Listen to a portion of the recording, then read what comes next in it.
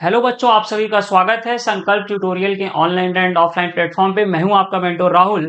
बच्चों, अभी तक हमने क्लास 9 का 5th चैप्टर का the fundamental unit of life के बारे में हमने न्यूक्लियस तक हमने कवर कर लिया था। उसमें के पार्ट्स जो भी बचे थे आज हम उसको कवर करेंगे। इससे पहले हमने बेटा पढ़ लिया था कि न्यूक्लियस क्या है, उसका न्यूक्लियर एनवेलप के बारे में पढ़ लिया था, न्यूक्लियोप्लाज्म के बारे में पढ़ लिया था और कंपोनेंट ऑफ न्यूक्लियोप्लाज्म में जो क्रोमेटिन और न्यूक्लियोलस था हमने उसको भी कवर कर लिया था। आज हम कवर करने वाले हैं क्रोमोसोम को। तो क्रोमोसोम क्या है? क्रोमोसोम आपका थ्रेड लाइक स्ट्रक्चर है। अगर आपको याद होगा, आप जब क्रोमेटिन पढ़े थे तो वो भी आपका थ्रेड लाइक स्ट्रक्चर था, लेकिन आप क्रोमोसोम भी थ्रेड लाइक स्ट्रक्चर होगा और ये विजिबल कम होंगे बेटा ये ड्यूरिंग सेल डिवीजन।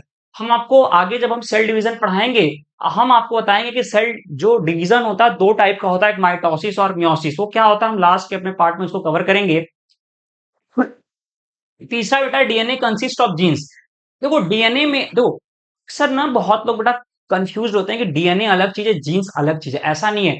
डीएनए का ही यूनिट बेटा है जीन्स है, जो कि रिस्पॉन्सिबल होता है पैरेंटल कैरेक्टर को एक जनरेशन से दूसरे जनरेशन में ट्रांसफर करने के लिए। इसीलिए ये लाइन लिखा है डीएनए कंसिस्ट ऑफ जीन्स। फिर उसके बाद functional segment of DNA are called genes. क्यों? क्योंकि देखो डीएनए को भी हम वैसे जानते हैं कि ये एक कैरेक्टर को, यानी कि हमको अपने पेरेंट्स से जो कैरेक्टर मिलता है इन द फॉर्म ऑफ मतलब वो डीएनए ट्रांसफर होता है। तो डीएनए का ही जो बेटा आपका यूनिट होता है वो जीन्स होता है। इसीलिए यानी कि डीएनए क्या करता है? ट्रांसफर मतलब कैरेक्टर को करता है from one generation to another generation. तो इसीलिए कहा गया कि फंक्शनल सेगमेंट है किसका? डीएनए का। क्यों? क्योंकि यूनिट है किसका यूनिट है? डीएनए का ही है, इसीलिए इसको फंक्शनल सेगमेंट कहा गया डीएनए का। उसके बाद genetic information is stream one generation to next. हमने आपको बताया कि जो आपका जीन्स होगा वही रिस्पॉन्सिबल होगा एक जनरेशन से दूसरे जनरेशन में वो कैरेक्टर को ट्रांसफर करने के लिए, थ्रीम करने के लिए। ठीक है ना? अभी आप जैसा यहाँ पे स्ट्रक्चर बेटा अभी आप देख रहे हो कि ये आपका यहाँ पे बना है न्यूक्लियस। अभी देखो आप, जो अब आपका ये न्यूक्लियस है, न्यूक्लियस बेटा ये पूरा स्ट्रक्चर जो आपका है इस सेल का है और इसके अंदर आपका न्यूक्लियस है। इसके अंदर बहुत थ्रेड लाइक स्ट्रक्चर्स होंगे। जब सेल डिवाइड नहीं कर रहा होगा तब आप उसको कहते हो क्रोमेटिन। क्या कहते हो उसको? क्रोमेटिन। लेकिन जब during the cell division time, जब सेल डिवाइड करने वाला है या फिर जब वो कर रहा होगा, तब वहां पर आपको ऐसा स्ट्रक्चर देखने को मिलेगा जिसको कि आप कह रहे हो क्रोमोसोम। और कैसा स्ट्रक्चर बेटा इसका? थ्रेड लाइक स्ट्रक्चर है। आप जब हायर क्लासेस में जाओगे, यानी क्लास 12th में जब आप जाओगे, तो आप पढ़ोगे कि क्रोमोसोम के अंदर ही डीएनए आकर के पैक हो रहा है। तो आप पढ़ोगे double helix model of DNA. तो उसके बाद से एक टॉपिक, मतलब double helix model of DNA नहीं, double helix model of DNA मतलब कि उसका दो जो स्ट्रक्चर होता है, तो वो डीएनए का स्ट्रक्चर होता है डबल हेलिक्स। वो जाकर के पैक होगा किसमें? क्रोमोसोम। तो यानी यहाँ पे टॉपिक पढ़ोगे पैकेजिंग ऑफ डीएनए, तब आपको पता चलेगा और अच्छे से। लेकिन अभी आप क्लास 9 के बच्चे हो तो आपको सिर्फ इतना जानना है कि क्रोमोसोम दिखता है ऐसा और इसके अंदर बेटा डीएनए आकर के पैक हो जाएगा। और डीएनए का जो यूनिट होता है वो क्या होता है? जीन्स होता है। जीन्स क्या है? जो कि पेरेंटल कैरेक्टर को from one generation to another generation बेटा कैरी करता है। ओके, इसके बाद हम देखते हैं component of component of chromosome. Sir आप सुनते हो कि कंपोनेंट का क्या मतलब? पता कोई चीज किस चीज से मिलकर के बना है या फिर उसके अंदर क्या है, वही होता है कंपोनेंट। तो देखो, अभी मैंने आपको बताया कि जब आप हायर क्लास में जाओगे तो आपको ये पढ़ने को मिलेगा कि क्रोमोसोम के अंदर डीएनए आ जा रहा है। ठीक है, तो भाई डीएनए के तो फिर ये क्रोमोसोम का भी तो कंपोनेंट हुआ डीएनए। तो यानी कि जो आपका क्रोमोसोम का कंपोनेंट दो होगा, एक डीएनए होगा, एक प्रोटीन होगा। कौन सा प्रोटीन बेटा? Histone protein. तो डीएनए का फुल फॉर्म क्या होता है? Deoxyribonucleic acid. और प्रोटीन या क्या है? Histone protein. आप अभी क्लास 9 में बेटा आप एनसीईआरटी को फॉलो करो। देखो आपके अंदर बहुत ड्रास्टिक बदलाव आएगा, पॉजिटिव के वे में मैं बोल रहा हूं ये बात। क्योंकि देखो अभी आपके दिमाग में हो सकता है कि कंपोनेंट ऑफ ये डीएनए आ गया, प्रोटीन हो गया, लेकिन पता है अगर मैं आपको थोड़ा सा, अगर मैं आपको हिंट, अगर मैं आपको दे दूं, जो मैं आपको बता रहा था कि पैकेजिंग ऑफ डीएनए का सेंस बता रहा था। आप सपोज करो कि ये आपका क्रोमोसोम है और ये आपका बेटा डीएनए है। ठीक है ना? तो ये जो डीएनए आ करके, ये बेटा डीएनए आ करके पैक हो जाता है तुम्हारा क्रोमोसोम के अंदर। ठीक, आपको मैंने बताया था कि डीएनए जो है वो एक प्रोटीन है, हिस्टोन प्रोटीन के ऊपर अपने आप को 2 बार फोल्ड कर लेगा, तो वही स्ट्रक्चर कहला रहा है क्रोमेटीन। वही स्ट्रक्चर क्या कहला रहा है? क्रोमेटीन। एक आप बात बताओ, जब ये क्रोमेटीन ही आ करके क्रोमोसोम के अंदर, जब ये क्रोमेटीन क्रोमोसोम के अंदर आकर के ही बेटा ये फिट हो जा रहा है, तो इसीलिए कंपोनेंट ऑफ क्रोमोसोम जो है पहला होगा डीएनए। डीएनए किसके ऊपर रैप है बेटा? प्रोटीन के ऊपर। तो हो गया कंपोनेंट ऑफ डीएनए। पहला डीएनए का full form deoxyribonucleic acid and second is protein. Protein कौन सा प्रोटीन? Histone protein. और हायर स्टैंडर्ड में जाओगे, पढ़ोगे आप, ऑक्टेट होगा, एटोट होगा, तो अभी आपको ये सब नहीं पढ़ना है।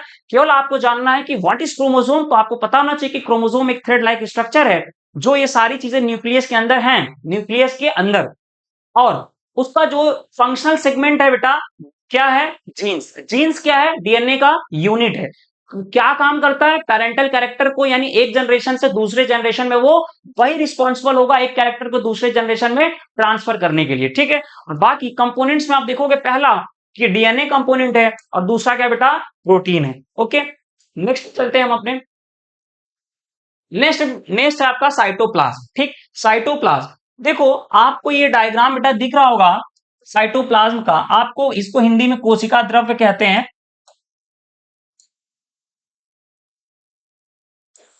अगर आप ध्यान से इस स्ट्रक्चर को अगर आप देखो, आप इस स्ट्रक्चर को बेटा अगर आप ध्यान से देखो, तो आपको एक चीज पता चलेगा कि ये जो ब्लैक वाली लाइन है, ये आपका सेल मेम्ब्रेन है। ये क्या आपका है? Cell membrane. ठीक है, और इसके अंदर ये जितना भी dot dot dot dot dot dot dot dot है, जो स्काई ब्लू कलर का आपको दिख रहा है, यही आपका क्या है बेटा? ये आपका है साइटोप्लाज्म। साइटोप्लाज्म, यानी कि आप कह सकते हो कि साइटोप्लाज्म वह जगह है जो कि सेल मेम्ब्रेन और न्यूक्लियस के बीच में है। अगर थोड़ा और डीपली अगर आप बोलोगे, तो सेल मेम्ब्रेन और न्यूक्लियर एनवलप के बीच की जो जगह है बेटा, वही क्या है? साइटोप्लाज्म। और साइटोप्लाज्म का जो ग्राउंड सबस्टांस होता है, उसको कहते हैं साइटोसोल कहते हैं। और साइटोप्लाज्म में ही आपका सेल ऑर्गेनल्स सारा पाया जाता है। इट मीन्स आप उसको साइटोप्लाज्म के अंदर भी कह सकते हो और साइटोसोल के अंदर भी कह सकते हो, जो अभी अभी अभी हम देखेंगे। ठीक है, तो साइटोप्लाज्म तो क्या है? Parts between plasma membrane and nuclear envelope. अभी मैंने बताया था कि ये आपका है न्यूक्लियर, ये आपका सेल मेम्ब्रेन है, ये आपका न्यूक्लियस है। न्यूक्लियस का आउटर कवरिंग क्या है? Nuclear envelope. इसके बीच का ये जो पूरा बेटा ये हिस्सा, ये क्या है? साइटोप्लाज्म है। उसके बाद लिखा है साइटोसोल, एक टर्म है, उसको क्या कहते हैं? अभी मैंने आपको बताया कि जो एक्वस ग्राउंड सबस्टांस होगा साइटोप्लाज्म का, वही क्या होगा? साइटोसोल। इट मींस क्या? जो भी साइटोप्लाज्म में बेटा एक्वस ग्राउंड पे जो भी सबस्टांस होंगे, उनको क्या कहेंगे? साइटोसोल। उसके बाद देखो, cell organelle are present in cytosol. भाई साइटोसोल क्या है? वही जो ग्राउंड सबस्टांस है एक्वस का, उसी को तुम साइटोप्लाज्म के उसी को तुम साइटोसोल बोल रहे हो। तो साइटोप्लाज्म में ही जब तुम्हारा साइटोसोल है, तो तुम आप तो कह ही सकते हो ना कि ये जो सेल ऑर्गेनल्स जो हैं वो आपके साइटोसोल में ही प्रेजेंट होंगे, यानी साइटोसोल में प्रेजेंट होंगे। अगर आपसे कोई कहता है कि सेल ऑर्गेनल्स बेटा साइटोप्लाज्म में प्रेजेंट है, तो ये भी गलत नहीं है। ठीक है ना? लेकिन आपको देखो, स्ट्रक्चर आपको एकदम एक एक स्ट्रक्चर आपको याद होना चाहिए। जैसे आपको पता होना चाहिए कि आपका सबसे आउटर मोस्ट कवरिंग क्या होगा? सेल मेम्ब्रेन होगा। उसके बाद आपका साइटोप्लाज्म होगा। उसके बाद आपका न्यूक्लियस होगा।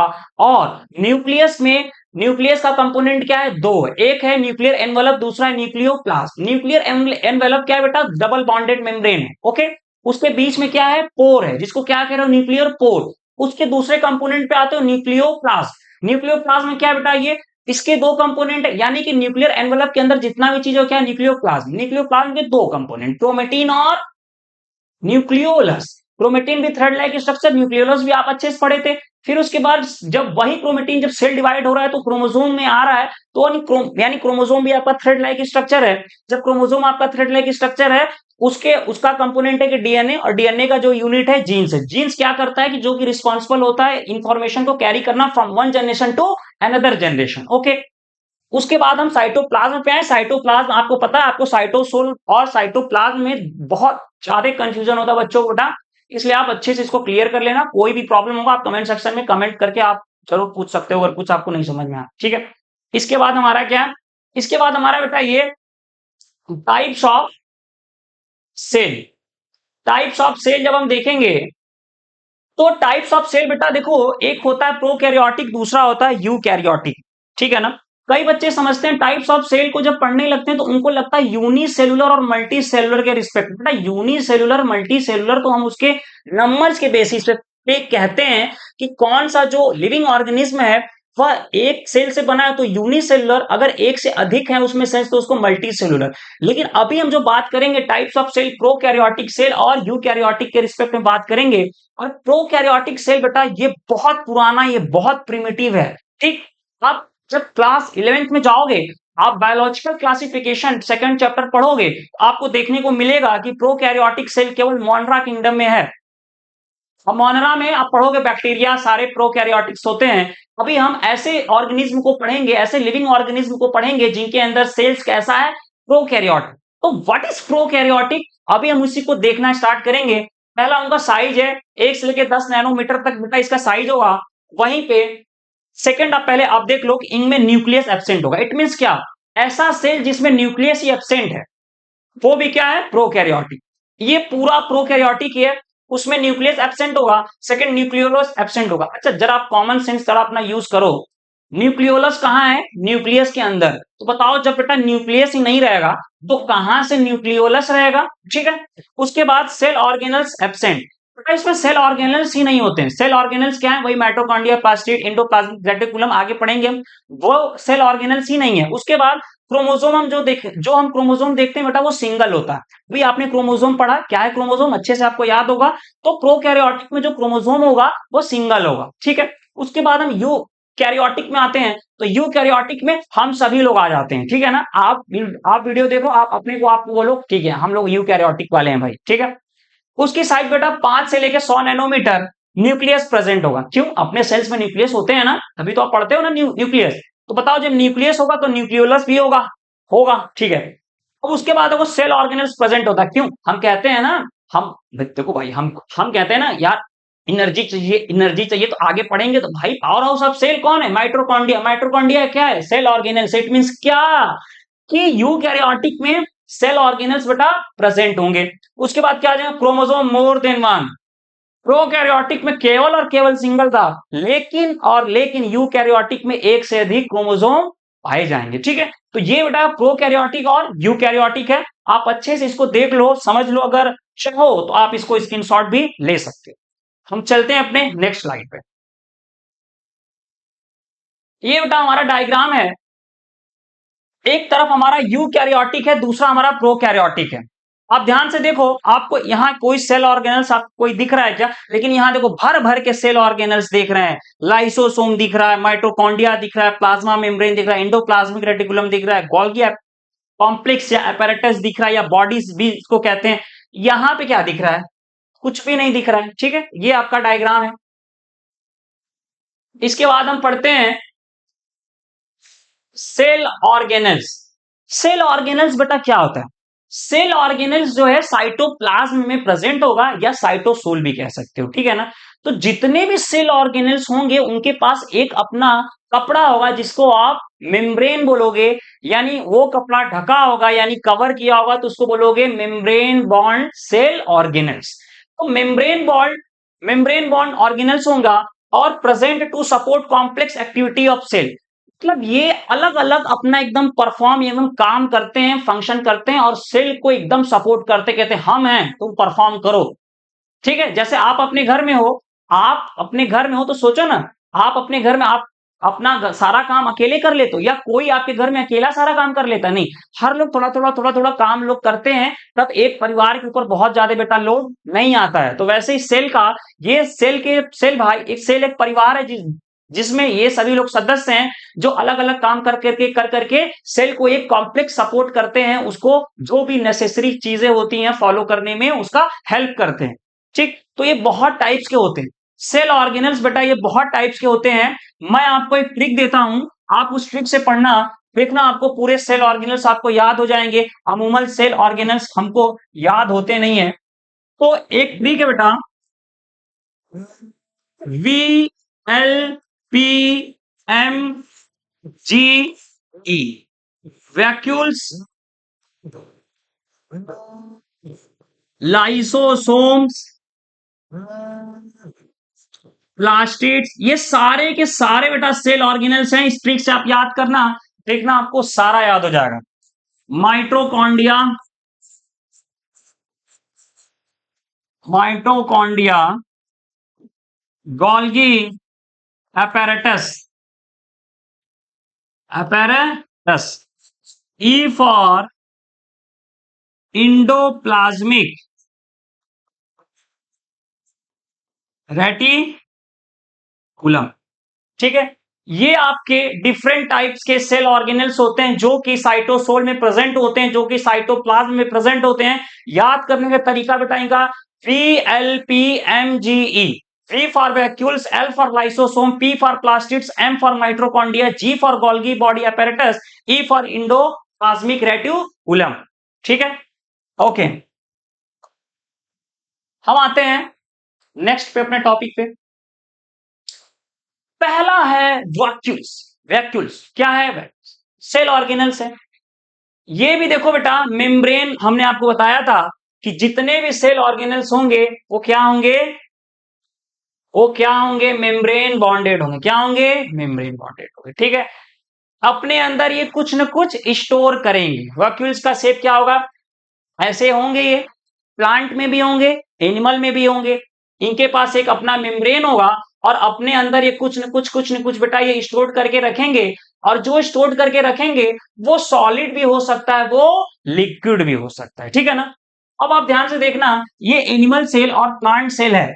एक आपको बेसिक डिफरेंस एक आपको मैं बता रहा हूं कि ये जो एनिमल सेल है बेटा, ये जो एनिमल सेल है, इसमें आप देखोगे ये छोटे छोटे जो वैक्यूल हैं, ये बहुत ज्यादा स्पेस नहीं लिए हैं, बहुत ज्यादा स्पेस ये नहीं लिए हैं। लेकिन जब आप प्लांट सेल के रिस्पेक्ट में जब आप पढ़ोगे, देखो ये 50 से लेके 80%, 50 to 80% वॉल्यूम जो है इन प्लांट सेल के कंडीशन में, कैटेगरी में, वैक्यूल से उतना जगह ऑक्युपाई कर लेता है। ये पूरा आपका प्लांट सेल है, आधा से आधा तो यही स्पेस ले लिया। तो ये एक मेजर डिफरेंस होता है। जब हम प्लांट सेल, एनिमल सेल के रिस्पेक्ट में जब हम वैक्यूल्स को पढ़ेंगे, तो एक मेजर डिफरेंस है कि एनिमल सेल में छोटे छोटे होंगे, लेकिन प्लांट सेल में जो वैक्यूल्स होगा वो 50 से 80% यानी 50 to 80% एरिया को, वो वॉल्यूम को कवर कर लेंगे। ठीक है ना? इसके बाद हम अपने नेक्स्ट स्लाइड पे आते हैं बेटा।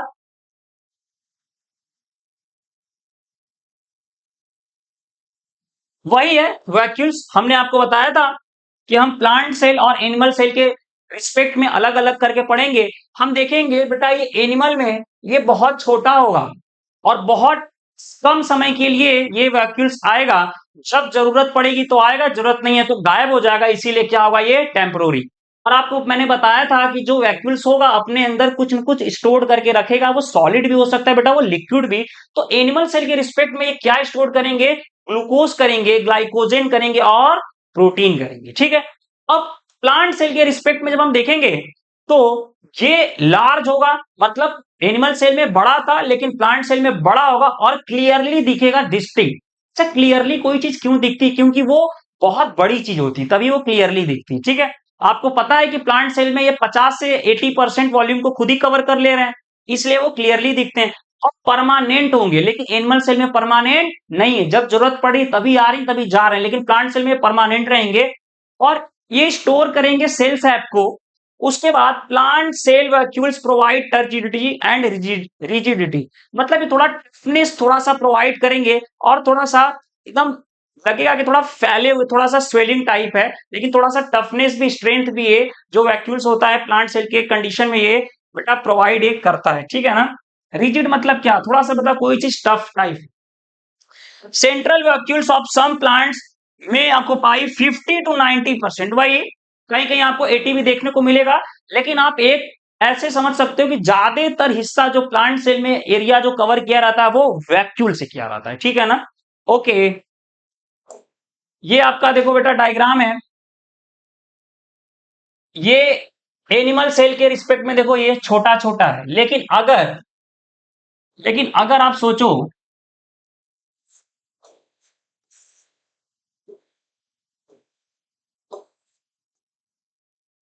अगर आप ध्यान से देखना, अगर यहां पे अगर बात होती तो ये जो 50 से लेके 90% तो एरिया बेटा ये वैक्यूली कवर कर लेता। किस कंडीशन में? Plant cell. लेकिन आप एनिमल सेल में जो आप देख रहे हो, तो एनिमल सेल में देख रहे हो कितना छोटा है ये, बहुत छोटा है एनिमल सेल, लेकिन प्लांट में आधा स्ट्रक्चर यानी आधा जगह तो यही कवर कर लिया। तो ये आपको याद रखना है, और आपको याद रखना है कि यहां पर स्मॉल है, यहां पे लार्ज है, यहां पे टेम्पोररी, यहां परमानेंट है, क्या क्या स्टोर कर रहा है, ये आपको याद रखना है, ठीक है ना। एक चीज और, सेल सैप कंसिस्ट, मतलब सेल सैप के अंदर बेटा है क्या? तो बेटा अमीनो एसिड्स होगा, शुगर होगा या ऑर्गेनिक एसिड्स। तो यानी ये चीज आप याद रखना कि यहाँ पे एनिमल सेल के रिस्पेक्ट में ये ग्लूकोज, ग्लाइकोजन, प्रोटीन इकट्ठा कर रहे हैं, तो ये क्या इकट्ठा कर रहे हैं बेटा? अमीनो एसिड, शुगर और ऑर्गेनिक एसिड्स इकट्ठा कर रहे हैं। ओके, ठीक है, हम अपने बेटा नेक्स्ट टॉपिक पे चलते हैं। सेकेंड हमारा जो है सेल ऑर्गेनल्स है, उसका नाम बेटा इंडोप्लाज्मिक रेटिकुलम। इंडोप्लाज्मिक रेटिकुलम को पता होना चाहिए कि इंडोप्लाज्मिक रेटिकुलम दो टाइप का होता है, और ये भी एक ये भी आपका एक सेल ऑर्गेनल्स है, ठीक है ना। आप स्ट्रक्चर देखो ध्यान से, ये आपका इंडोप्लाज्मिक रेटिकुलम है। इंडोप्लाज्मिक रेटिकुलम दो टाइप का होता है, एक होता है रफ इंडोप्लाज्मिक रेटिकुलम, एक होता है स्मूथ इंडोप्लाज्मिक रेटिकुलम, ठीक है। जिसको कि आप रफ इंडोप्लाज्मिक रेटिकुलम को आप RER भी बोलते हो, और स्मूथ इंडोप्लाज्मिक रेटिकुलम को आप SER भी बोलते हो। ये आपका स्ट्रक्चर है, अभी हम समझेंगे आगे। हम इस स्ट्रक्चर को बोलेंगे सिस्टर्नी, इसको बोलेंगे ट्यूब्यूल्स, और बगल के स्ट्रक्चर्स को बोलेंगे हम वेसाइकल। तो आपको हर चीज पता है कि हर चीज पता होना इन द सेंस कि सब कुछ नहीं पता है, ठीक है। आपको पता ये है कि जो जितने भी सेल ऑर्गेनल्स होंगे वो मेम्ब्रेन बॉन्डेड होंगे, ठीक है। तो मेम्ब्रेन बॉन्ड ऑर्गेनल ये भी होगा, और इनके पास एक large network tubes and seats का होगा, मतलब इनके पास बहुत लार्ज नेटवर्क होगा ट्यूब और सीट का। ट्यूब मतलब बहुत, मतलब सीट्स जैसा स्ट्रक्चर होगा, जिसमें कि वो तीन फॉर्म में बेटा अक्रेंस होते हैं। पहला होगा आपका लॉन्ग ट्यूब। लॉन्ग ट्यूब मतलब कि आपका ट्यूब ऐसे होगा, वेसाइकल यानी एलॉन्ग बैग होगा, यहाँ पे ऑब्लॉन्ग बैग है, यहाँ पे एलॉन्ग बैग होगा। वेसाइकल्स बेटा देखो क्या होता है, एक ना स्ट्रक्चर जैसे कोई गोल जैसा चीज है, उसको थोड़ा सा घीस दिया गया है, वो क्या होता है? वेसाइकल। सिस्टर्नी क्या है? ये बेटा ऐसे ऐसे होगा, ऐसे ऐसे ये जो सिस्टर्नी होगा एक दूसरे के ऊपर ऐसे ऐसे यहाँ पे होगा। ये आप जैसे ध्यान से देखो, ये ऐसे है, फिर ये ऐसे है, फिर ये ऐसे, फिर ये ऐसे, फिर ये ऐसे, ठीक है ना। तो जो इंडोप्लाज्मिक रेटिकुलम होता है, वो तीन फॉर्म उसके अंदर होता है। पहला लॉन्ग ट्यूब्यूल्स, दूसरा वेसाइकल, और तीसरा बेटा सिस्टर्नी, ठीक है। अटैचमेंट इनका हम देख लेते हैं। इनका जो अटैचमेंट होगा बेटा, एक साइड इनका होगा प्लाज्मा मेम्ब्रेन की तरफ, यानी कि सेल मेम्ब्रेन की तरफ, और दूसरा साइड जो होगा न्यूक्लियर मेम्ब्रेन की।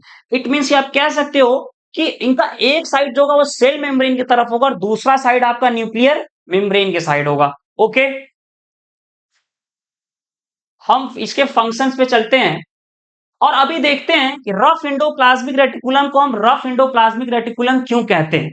देखो, रफ इंडोप्लाज्मिक रेटिकुलम को हम बेटा इसलिए रफ इंडोप्लाज्मिक रेटिकुलम कहते हैं, क्योंकि देखो आप ये दाने दाने आप देखो, ये जो स्ट्रक्चर है, जो ये स्ट्रक्चर बेटा, ये सिस्टर्नी है, इसको कहते हैं सिस्टर्नी कहेंगे। इस पे ये दाने दाने जैसे स्ट्रक्चर प्रेजेंट होते हैं, जिनको कि हम कहते हैं राइबोसोम। तो एक बात बताओ, किसी भी एक ऐसी जगह पर अगर दाना दाना जैसा गोल गोल चीज जैसा सर्कल जैसा कोई चीज रख दोगे और उस पर थोड़ा सा मूव कराओगे तो खुरदुरा लगेगा, रफ लगेगा। इसीलिए एक साइड पे इनका जहां राइबोसोम प्रेजेंट होगा, उस साइड को आप बोलोगे rough endoplasmic reticulum due to the presence of ribosome. और जिस फेस पे यानी इधर आप देखोगे तो यहां पर राइबोसोम नहीं है, इसलिए वो जगह प्लेन रहेगी, इसलिए उस हिस्से को कहा गया बेटा SER, मतलब स्मूथ इंडोप्लाज्मिक रेटिकुलम। और जहां पर राइबोसोम प्रेजेंट है यानी कि वो रफ होगा, इट मींस उसको कहा गया रफ इंडोप्लाज्मिक रेटिकुलम। ओके,